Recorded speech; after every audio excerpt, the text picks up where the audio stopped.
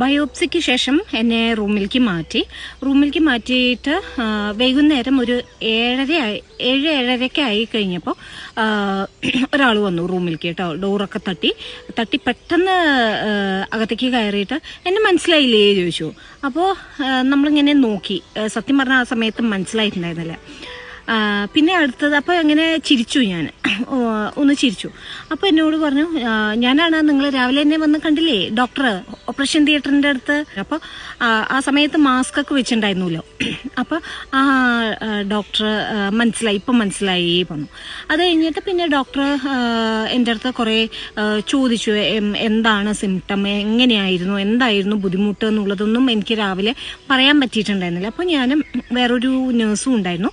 അപ്പോൾ ഞാൻ പറഞ്ഞു, എനിക്ക് കുറച്ച് ദിവസങ്ങളായിട്ട് എനിക്ക് വിശപ്പില്ല, വയറ് നിറഞ്ഞ പോലെ തോന്നുകയാണ് പറഞ്ഞു. അപ്പോൾ പിന്നെ ഞാൻ പറഞ്ഞു, ഞാനെപ്പോഴും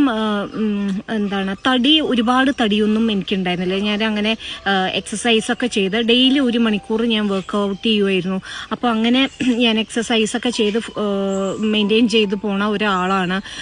പക്ഷേ എനിക്ക് ഇങ്ങനെ ഒരു പ്രശ്നം ഉണ്ട് എന്നുള്ളത് ഞാൻ അറിഞ്ഞിട്ടുണ്ടായിരുന്നില്ല എന്ന് പറഞ്ഞപ്പോൾ കുഴപ്പമില്ല പറഞ്ഞ ഇങ്ങനെയാണ് പറഞ്ഞത്, നമുക്ക് നോക്കാം പറഞ്ഞു. വീണ്ടും ഞാൻ ചോദിച്ചു, ഡോക്ടറെ ഞാൻ മരിക്കുമോ, ഡോക്ടറെ ഞാൻ രക്ഷപ്പെടുമോ, വീണ്ടും ചോദിച്ചപ്പോൾ ഡോക്ടർ നമുക്ക് നോക്കാം, നമുക്ക് ബയോപ്സി റിസൾട്ടൊക്കെ വരട്ടെ എന്ന് പറഞ്ഞു. അങ്ങനെ പിന്നെ ഡോക്ടർ കുറേ എൻ്റെ അടുത്ത് വയറ് വേദനയുണ്ടോ അങ്ങനത്തെ കാര്യങ്ങൾ കുറേ ഡീറ്റെയിൽസ് ഡോക്ടർ ചോദിച്ചിട്ടുണ്ടായിരുന്നു. അങ്ങനെ ഏകദേശം ഒരു 10 മിനിറ്റോളം ഡോക്ടർ എൻ്റെ കാര്യങ്ങൾ ചോദിച്ച് മനസ്സിലാക്കി. പിന്നെ ഡോക്ടർ പോയിട്ടോ. ആ സമയത്ത് നമുക്ക് വേദനയോ അങ്ങനെയൊന്നും തോന്നിയിട്ടില്ല, വേദന ഇല്ല, കാരണം ഫുൾ തരിപ്പിച്ചിരിക്കുകയല്ലേ. അങ്ങനെ രാത്രി ഞാൻ ഇതേപോലെ എനിക്ക് ലിക്വിഡ് ഫുഡോ അങ്ങനെ എന്തോ ആണ് ഞാൻ കഴിച്ചത്, ജ്യൂസ് എന്തോ കഴിച്ച് പിന്നെ ഞാൻ അങ്ങനെ ഉറങ്ങി. രാത്രി 2:30 ഞാൻ വേദനിച്ചിട്ട് ഞാൻ ഉണരുകയാണ്. ആ വേദന വന്ന സമയത്ത് ഞാൻ കിടന്നിട്ട് ഞാൻ എണീക്കാൻ ശ്രമിക്കുന്നുണ്ട്, പക്ഷേ എനിക്ക് എണീക്കാൻ പറ്റിയിട്ടുണ്ടായിരുന്നില്ല. അപ്പം തന്നെ എനിക്ക് പേടിയായി. കാരണം എന്താണെന്ന് വെച്ച് കഴിഞ്ഞാൽ നമ്മൾ ഇനി അങ്ങനെ ആയി പോവോ, അങ്ങനെ നെഗറ്റീവ് അല്ലാതെ ഒരു ചിന്തയും പോസിറ്റീവായിട്ട് എൻ്റെ തലയിൽ ആ സമയങ്ങളിൽ വന്നിട്ടുണ്ടായിരുന്നില്ല. അങ്ങനെ പിന്നെ നേഴ്സ് വന്ന് പിടിച്ച് എണീപ്പിച്ചിരുത്തി എനിക്ക് മരുന്നൊക്കെ പെയിൻ കില്ലർ തന്നിട്ടുണ്ടായിരുന്നു.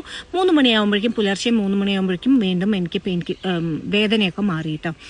അങ്ങനെ പിന്നെ എനിക്ക് ഇനി സംസാരിക്കാനൊന്നും ആരോടും ഒന്നുമില്ല, ഞാൻ മിണ്ടാതെ ഇരിക്കുകയായിരുന്നു.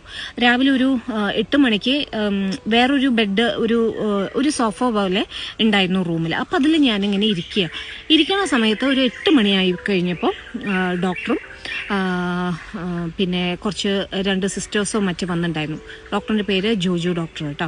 അങ്ങനെ ജോജു ഡോക്ടർ വന്നു കഴിഞ്ഞതും ഞാൻ എന്തെങ്കിലും രാത്രി ബുദ്ധിമുട്ടുണ്ടായോ ചോദിച്ചപ്പോൾ ഞാൻ പറഞ്ഞു, എനിക്ക് വേദന വന്നു.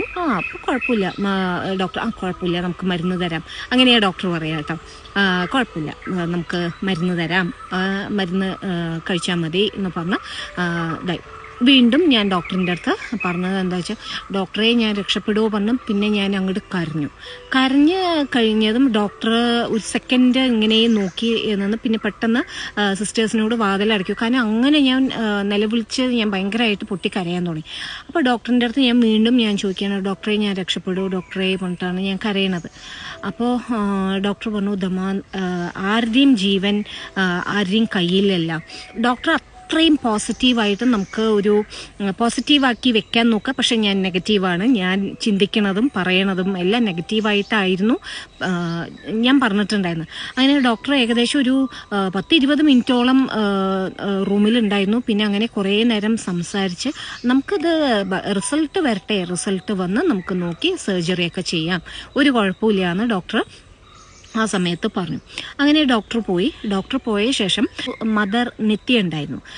ആ സിസ്റ്റർ വന്ന് കുറേ നേരം, അതായത് എന്ത് ചെയ്യണം, അപ്പോൾ ഞാൻ ടീച്ചറാണ് എന്നൊക്കെ പറഞ്ഞു. അപ്പോൾ എപ്പോഴും ഇങ്ങനെ വിഷമിച്ചിരിക്കാൻ പാടില്ല, നമുക്ക് വന്നിട്ട് എപ്പോൾ നോക്കിയാലും ഇങ്ങനെ ആക്റ്റീവായിട്ട് ഇരിക്കണം. ബുക്ക് എന്താണ് ഇഷ്ടം അതൊക്കെ നമ്മൾ ചെയ്യുക. അപ്പോൾ എന്താണ് മക്കളെ കുറിച്ചൊക്കെ ചോദിച്ചു. അപ്പോൾ എനിക്ക് 2 കുട്ടികളാണ്. അപ്പോൾ ഫോട്ടോ കാണിച്ചു തരുമോ ചോദിച്ചു. അപ്പോൾ ഞാനിങ്ങനെ ഫോണെടുത്ത് മക്കളുടെ ഫോട്ടോസും അവർ ഈ റീൽസൊക്കെ ചെയ്തിട്ടുണ്ടായിരുന്നു കേട്ടോ. അപ്പോൾ ആ റീൽസൊക്കെ ഞാൻ കാണിച്ചു കൊടുത്തപ്പോൾ പിന്നെ മദർ പറഞ്ഞെന്താ വെച്ചാൽ, സിസ്റ്റർ നിത്യ പറഞ്ഞെന്താന്ന് വെച്ച് കഴിഞ്ഞാൽ, അപ്പം അത് ഇങ്ങനെ കുറേ വീഡിയോസൊക്കെ എടുത്ത് എഡിറ്റ് ചെയ്യൂ, അങ്ങനെ ചെയ്യൂ, ഇങ്ങനെ ചെയ്യൂ, അങ്ങനെ കുറേ നേരം അവരെ ഒരു 1/2 മണിക്കൂർ എൻ്റെ കൂടെ നിന്ന് കുറേ നേരം എന്നോട് സംസാരിച്ചു കേട്ടോ. അങ്ങനെ കുറേ നേരം സംസാരിച്ച് ഞങ്ങൾ ഒരു 12-1 മണിയൊക്കെ ആകുമ്പോഴേക്കും ഞങ്ങൾക്ക് ഡിസ്ചാർജായി ഞാൻ വീട്ടിലെത്തണം. അപ്പോൾ വീട്ടിലെത്തുന്നതിൻ്റെ മുന്നേ തന്നെ അമ്മ വിളിച്ച് സംസാരിച്ചിട്ടുണ്ടായിരുന്നു. കാരണം വയറുവേദന ഉണ്ടോ, അതായത് ബയോപ്സി ചെയ്തതിൻ്റെ വേറെ എന്തെങ്കിലും വേദനയുണ്ടോ എന്നൊക്കെ ചോദിച്ചപ്പോൾ ഞാൻ പറഞ്ഞു രാത്രി എനിക്ക് വേദന ഉണ്ടായിരുന്നു, പിന്നെ വേദന ഉണ്ടായിട്ടില്ല. അങ്ങനെ പെയിൻ കില്ലറും പിന്നെ വേറെ എന്തൊക്കെയോ ടാബ്ലറ്റ്സ് തന്നിട്ടുണ്ടായിരുന്നു. അപ്പോൾ ബയോപ്സി റിസൾട്ട് 10 ദിവസം കഴിഞ്ഞാലേ നമുക്ക് വരുള്ളൂ. അപ്പോൾ 10ാം റിസൾട്ട് വരുമ്പോൾ വിളിക്കാം, അപ്പോൾ വരണം എന്നാണ് പറഞ്ഞിട്ടുണ്ടായിരുന്നത്.